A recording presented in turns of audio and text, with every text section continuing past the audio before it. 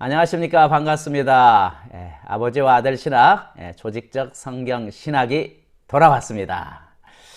우리가 지난 시간에 인간의 구조적 본성에 대해서 2분설과 3분설의 주장에 대해서 살펴봤습니다.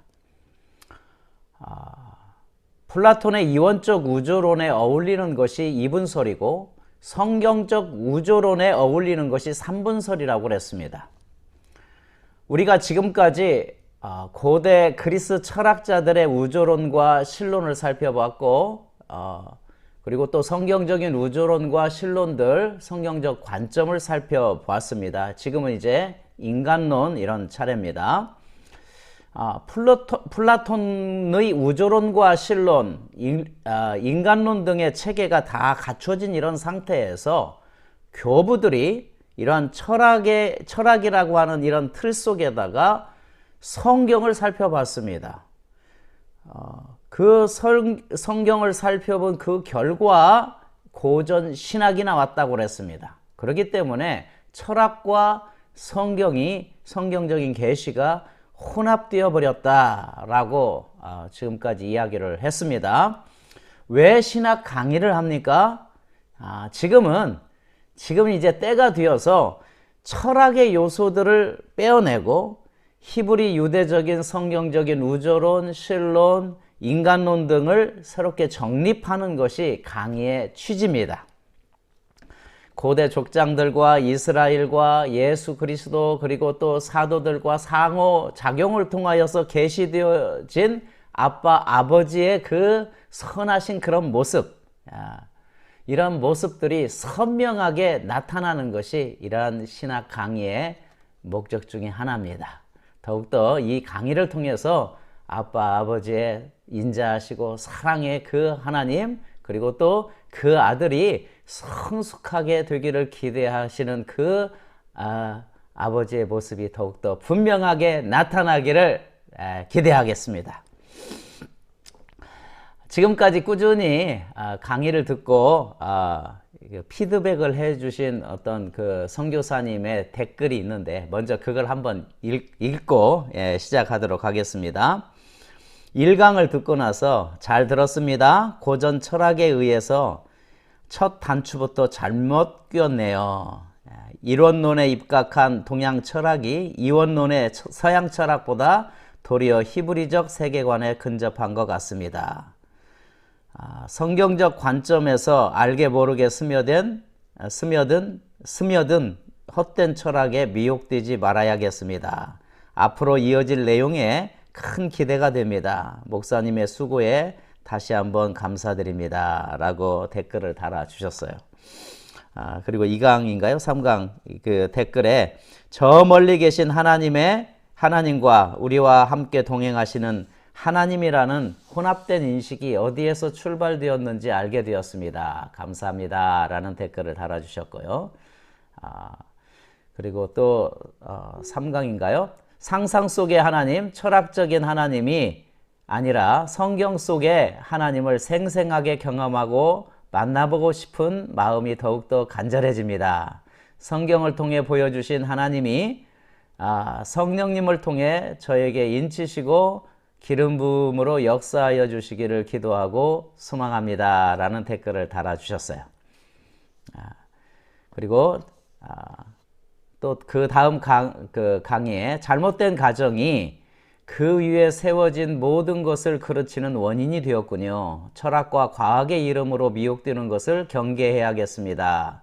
고전적 관점이 아닌 성경적 관점에 그 하나님 기초를 잘 세워야겠습니다. 수고 많으셨습니다. 큰 도움이 되고 있습니다. 감사합니다. 라고 댓글 달아주셨고요.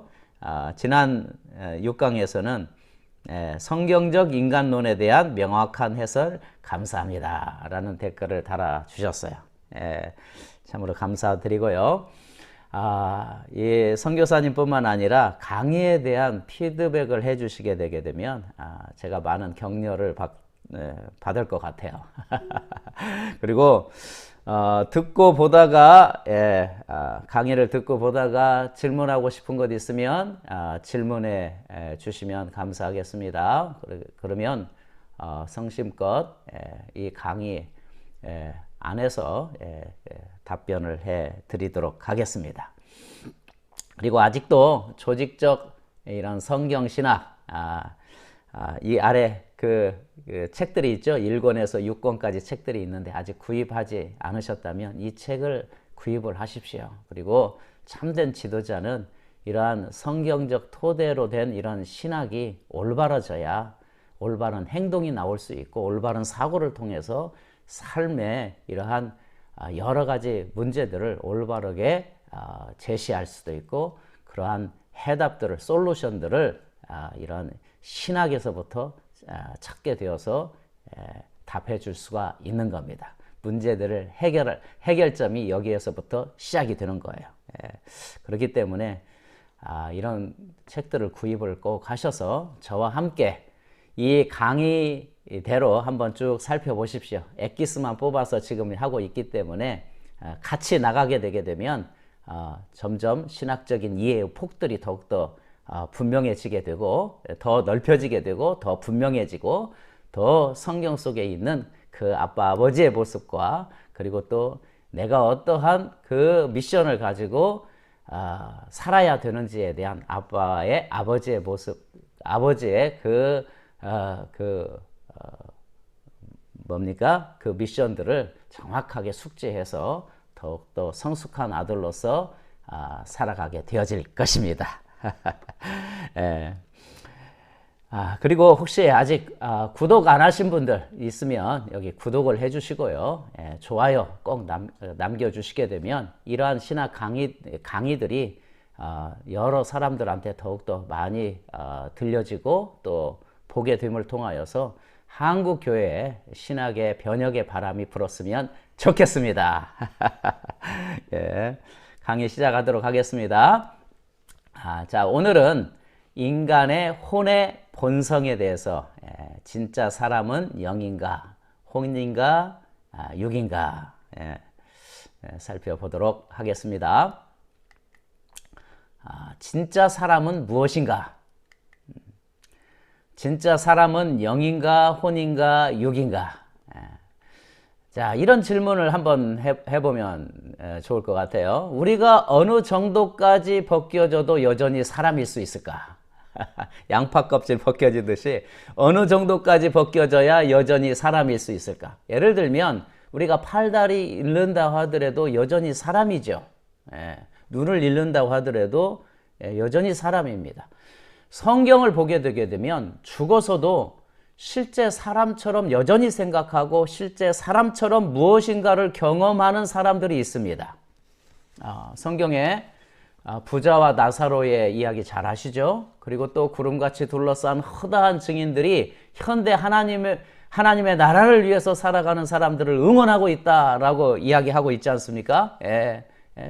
실제 죽어 있으면서도 살아있는 이런 사람처럼 뭔가를 생각하고 뭔가를 행동하는 사람이 있어요. 실제 예수 그리스도를 믿고 나서 순교의 피를 흘린 이런 사람들이 제단 앞에서 호소하고 있다, 중보하고 있다, 이렇게도 이야기를 하고 있고, 그러므로 우리는 육체가 죽더라도 그 사람이 여전히 존재한다라고 하는 것을 알 수가 있어요. 그 사람이 곧 여전히 존재하는 그 사람이 진짜 나이다 라고 하는 거예요. 진짜 사람은 영인가? 삼분설로 교육받은 사람은 한 사람의 영이 진짜 사람일 것이다 라고 말합니다. 사람이 곧 영이다 라고 말할 거예요. 누구의 영향이냐면 워치만이, 중국의 아주 유명한 교사죠. 워치만 니의 가르침 때문에 그렇습니다. 이 워치만 니의 3단 논법이 있어요. 하나님은 영이시다. 사람은 하나님의 형상대로 지어졌다. 그러므로 사람은 영이다 라고 하는 겁니다. 이 워치만 니는 요한복음 4장 24절을 킹제임스 버전을 따랐습니다. 그런데 이 번역이 잘못되었어요. 헬라어 원문에는 부정관사가 없습니다. God is Spirit이라고 해야 돼요. 근데 킹제임스 버전에서는 God is a를 넣었어요. A를 넣어서 a spirit이라고 했어요. 근데 NIV나 NASB 같은 경우에는 God is spirit이라고 했습니다. 그러니까 이 영, 스피릿, 푸뉴마는 한 사람의 영이라고 번역할 수도 있고 성령이라고 번역할 수도 있고 영적인 차원을 가리킬 수도 있어요. 그런데 요한복음 4장 24절의 맥락에서는 영적인 차원의 의미로 쓰였습니다. 사마리아 여인이 예수님께 하나님을 어디서 예배하느냐라고 물었죠. 그런데 예수님께서 어떻게 대답했습니까? 예루살렘에서도 말고 사마리아에서도 말고. 예수님은 하나님의 본성이 물리적이지 않기 때문에 사람들이 어디서 예배하는지에 대해서 관심이 없으시다는 사실을 지적을 했어요. 그래서 여기에서 하나님의 영이시다라고 하는 말씀은 뭐냐면 그분의 본성이 영적이며 그리고 또 영적인 차원에 존재하신다라고 하는 뜻입니다. 그렇기 때문에 사람이 영이다라고 하는 결론을 내릴 수가 없어요. 그래서 3단 논법 중에서 뭔가 하나만 잘못되게 되게 되면 와해돼 버리죠. 그죠? 그 논리가 와해돼 버리는 거예요. 자, 하나님께는 혼과 영이 있습니다. 보통 하나님은 영이시다 해서 영으로만 이렇게 알고 있는데 성경에는 혼으로 표현되어 있어요. 그리고 영으로도 표현되어 있습니다. 둘 다 혼용해서 서로 같이 사용을 하고 있어요. 마태복음 12장 18절 말씀 같이 한번 읽어볼까요? 내가 택한 나의 종, 내 마음, 여기 혼입니다. 내 혼이 매우 기뻐하는 자, 곧 나의 사랑하는 자를 보라. 내가 내 영을 그 위에 두리니 그가 이방인들에게 공의를 보이리라. 레위기 26장 11절에는 내가 내 성막을 너희 가운데 세우며 내 마음이 내 혼이 너희를 몹시 싫어하지 아니하리니 라고 했어요. 사무엘상 2장 35절에 보면 내가 나를 위하여 신실한 제사장을 일으키리니 그는 내 마음과 내 생각, 여기서는 또 생각을 혼이라 그 혼을 생각이라고 이야기했어요. 혼에 있는 그대로 행하리라 라고 그랬습니다. 보통 우리가 하나님은 영이시니 여기 요한복음 4장 24절에 이렇게 제한된 생각으로 딱 이렇게 돼 있기 때문에 하나님은 그냥 영이셔야 이렇게 하나님의 영이다라고 하는 고정관념 가운데 있는데 하나님은 혼이시기도 합니다. 성경에 그렇게 이야기를 했어요. 하나님의 혼은 예수님을 기뻐하며 영은 예수님께 주어졌다. 그 위에 두리니라고 이야기를 했어요.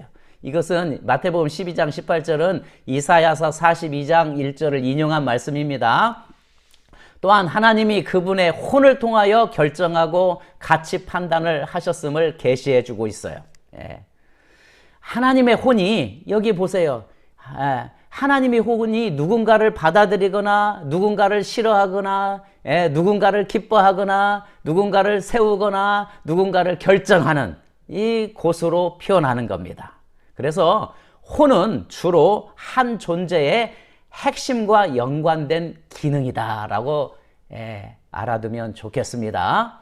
하나님은 영이신 여기에만 그 생각이 매몰되지 마시고 성경을 진지하게 살펴보면 하나님에는 혼이 있다라고 하는 것을 알 수가 있어요.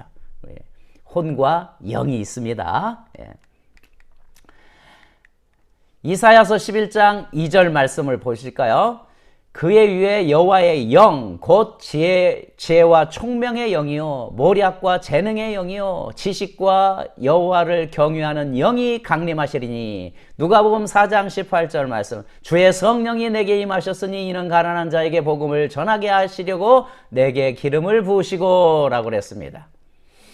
아까는 이제 하나님의 혼에 대해서 이야기했는데 반면에 성경은 주로 하나님의 영이 사람들의 삶에서 수행하는 기능과 연관을 시켜요.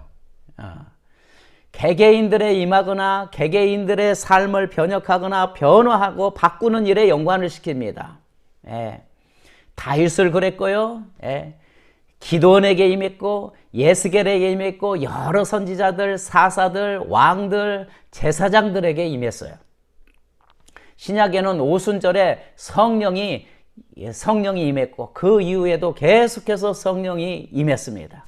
사도 바울에도 임했고 그리고 또 여러 하나님의 사람들에게 계속해서 반복해서 성령이 임했어요.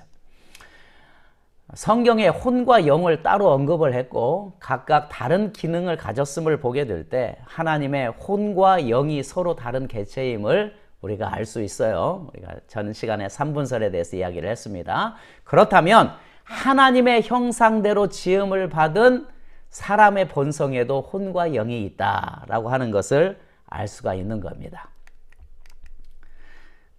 그렇게 사람은 혼이다라고 이야기를 할 수가 있어요. 고린도전서 15장 45절 말씀에 살펴보면 기록된 바 첫사람 아담은 생명이 되었다 함과 같이 마지막 아담은 살려주는 영이 되었나니 창세기 2장 7절을 인용을 한 말씀이죠. 생명이 되었다. 원문에서는 생혼, 리빙 소울입니다. 생혼이 되었다라고 하는 거예요. 사람이 하나님의 형상대로 지어졌기 때문에 사람은 적어도 혼과 영으로 구성되어 있습니다. 혼은 사람 존재의 핵심일 것입니다. 전에도 하나님의 혼 이야기했죠. 결정과 가치 판단을 내리는 핵심 부분이다 라고 이야기했기 때문에 혼은 사람 존재의 핵심일 것이다 라고 추정할 수가 있고요. 그러므로 혼이 진짜 사람일 것이다. 이 성경 말씀 창세기 2장 7절 고린도전서 15장 45절에 근거해서 볼 때요. 구약 그리고 또한 사람이 혼이라고 이게 증명할 수 있는 것을 보게 될 때 구약과 신약이 전부 사람을 혼으로 지칭을 해요. 예를 들자면 사도행전 2장 41절에 보게 되면 3,000명의 사람이 교회에 더해졌다라고 했을 때 푸시케 혼이라고 이야기를 했으면 사람을 혼이 더해졌다, 교회에 더해졌다라고 이야기를 했고 베드로전서 3장 20절에 보면 노아 홍수 때 8명의 사람이 구원을 받았다. 8명의 혼이 구원을 받았다. 혼이라고 표현을 했어요. 에스겔 18장 20절에 범죄하는 그 사람이 죽을 것이다 했을 때 혼이 죽을 것이다. 이렇게 사람과 혼을 동일시합니다. 그렇기 때문에 우리 사람이 진짜 혼이다 라고 하는 것이 더 성경적이다 라고 이야기를 하고 있는 겁니다. 또한 사망 시의 역학이 사람이 혼이라고 하는 사실을 계시해 줍니다.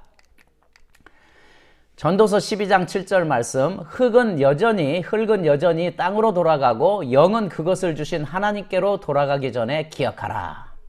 요한복음 3장 13절에 하늘에서 내려온 자 곧 인자 외에는 하늘에 올라간 자가 없느니라 라고 그랬습니다. 자, 사람이 죽을 때 그의 영은 하나님께로 되돌아가는 거예요. 하나님께로 가는 거예요. 그런데 예수님께서 뭐라고 말씀하셨냐면 하늘에 올라간 사람이 아무도 없었다. 이렇게 이야기를 했어요. 하늘에서 내려온 자 곧 인자 외에는 하늘에 올라간 자가 아무도 없었다라는 거예요. 어떻게 이 둘 다 이 모순이 되는 거 아니에요? 영은 하늘로 올라갔는데 하늘에 올라간 사람은 아무도 없다라고 어떻게 이 모순되어 가는 이 두 구절이 어떻게 둘 다 사실일 수가 있느냐라고 하는 거예요. 그것은 곧 영이 사람이 아니기 때문에 그렇습니다. 사람의 본성이지만 사람이 아니기 때문에 혼이 바로 그 사람이기 때문에 그래요. 영은 하늘에 계신 하나님께로 올라갔지만 혼은 그렇지 않았어요. 우리가 지난 시간에 예수 그리스도께서 십자가에 죽으시고 장사되시고 음부에 내려가셨다라고 이야기를 했죠. 예수님이 돌아가셨을 때 그분의 영은 즉시로 하나님께로 올라갔습니다. 그러나 그분의 혼은 음부 하데스로 내려갔어요. 하데스는 죽은 자들이 머무는 곳이라고 일시적으로 머무는 곳이라고 했습니다. 예수님의 혼은 음부에 내려갔어요. 그래서 예수님은 영과 분리되어 혼이 하데스로 갔다는 뜻입니다. 그렇기 때문에 예수님의 혼이 진짜 사람이었다라고 그렇게 알 수가 있는 거예요. 영과 육은 인간 본성에서 필수적인 부분입니다. 욥기 34장 14, 15절에 보면 그가 만일 뜻을 정하시고 그의 영과 목숨을 거두실진데 모든 육체가 다 함께 죽으며 사람은 흙으로 돌아가리라 라고 그랬습니다. 비록 혼이 진짜 사람이지만 영과 육은 인간 본성의 필수입니다. 혼과 영은 영에 의지하여서 살아있다는 것을 성경은 계시하죠. 영은 하나님으로부터 유래한 신성한 호흡입니다. 에너지입니다. 인간의 생명을 불어넣는 거예요. 인간의 생명을 살게 하는 거예요. 지탱하는 겁니다. 육체는 언젠가 죽으며 한시적입니다. 죽고 나면 육은 혼과 분리되어 썩죠. 그죠? 영과 육체는 혼이 진짜 사람이지만 영과 육은 인간의 본성의 필수입니다. 모든 사람에게 죽음은 취약해지는 기간이에요.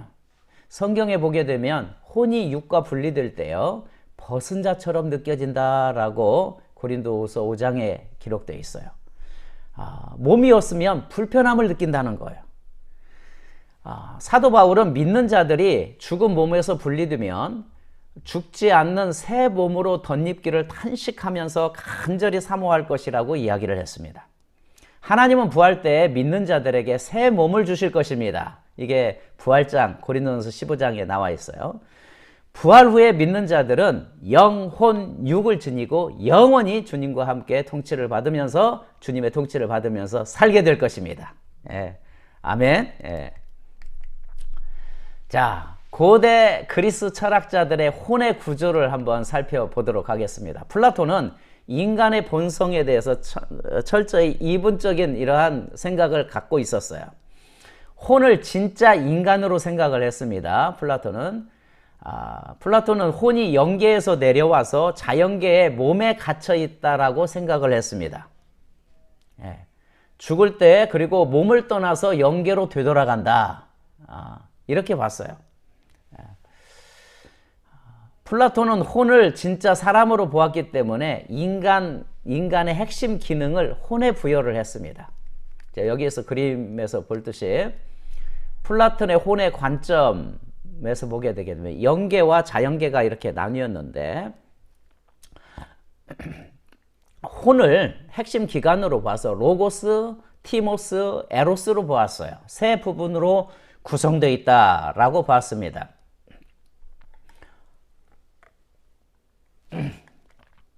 죄송합니다. 혼을 로고스, 생각이라고 봤고 티모스는 감정입니다. 에로스는 욕망, 이런 세 부분으로 구성되어 있다고 추론을 했어요.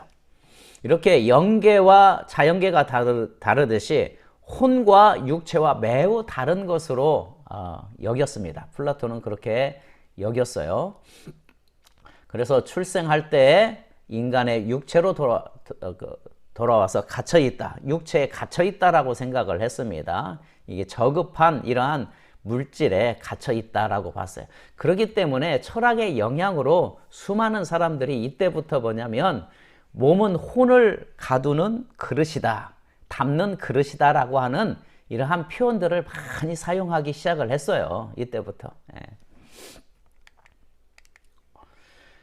개량된 혼의 구조. 플라톤과 아리스토텔레스의 사상이 고대 로마 제국 지식층과 중세 유럽을 지배를 했습니다. 동시에 기독 신학자들은 철학과 성경적 계시를 혼합해서 혼에 대한 개념을 발전시켰어요. 플라톤의 개량된 혼의 구조로서 혼이 생각, 감정, 의지로 되어 있다고 보았어요. 혼에 대한 이러한 관점이 서양 기독교에 너무나 깊이 박혀 있어서 기독교인들은 이것이 성경에서 나왔다고 생각을 했습니다. 그러나 사실 성경에 혼이 지정의다라는 말이 전혀 없어요. 단지 플라톤의 이해를 개량한 관점일 뿐입니다. 여기 보게 되게 되면 이 그림을 보면 혼에 대한 서양의 개념은 생각, 감정, 의지 세 부분으로 구성되어 있다라고 했는데 이렇게 혼을 이게 플라톤의 이 혼에 대한 세 부분을 지정의로 이렇게 개량시켜서 발전을 시킵니다. 이 뿌리가 굉장히 깊어가지고 저도 그랬어요. 혼이 뭐냐? 라고 했을 때 지정으로 된 인격체요. 이렇게 자동적으로 대답이 나와요. 얼마나 교육을 많이 받았는지. 그런데 과연 혼이라고 하는 것이 성경적으로는 혼에 대해서 뭐라고 이야기를 하느냐? 이것이 과연 그 철학적인 그 사고가 성경적이냐? 우리 한번 문제 제기를 해봐야 됩니다. 성경은 뭐라고 혼에 대해서 이야기를 하는지 한번 살펴보도록 하겠습니다. 성경이 계시하는 혼의 구조와 모양. 자, 한번 우리가 잘 아는 말씀 몇 구절을 한번 살펴보도록 하겠습니다. 베드로가 감옥에 갇혔다가 풀려났을 때 베드로를 향하여서 풀려나도록 기도하고 있었어요.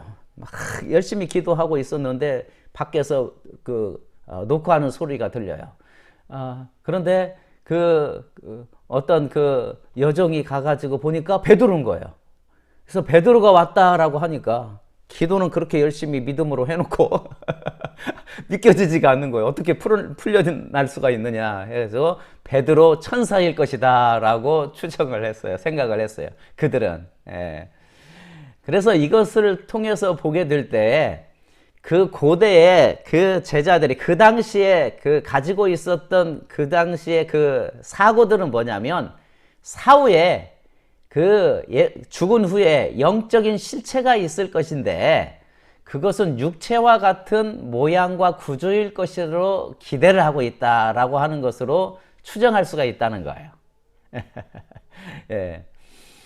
그 다음에 구약을 볼까요? 사울 왕이 신접한 자를 찾아가서 죽은 자 가운데서 사무엘을 선지자를 불러낸 것 기록 아시죠? 예, 사무엘상에 나오는데 어떤 교사들은 귀신이 사무엘 흉내를 낸 것이다 이렇게 진짜 사무엘일 리가 없다 흉내낸 것이다 라고 하게 됐는데 그렇게 이야기를 해요. 그런데 3번씩이나 성경은 그가 곧 사무엘이다 라고 이야기를 하고요. 만약에 그것을 문자 그대로 보게 된다면 사울 왕이 실제로 사무엘의 혼을 보았다는 거예요.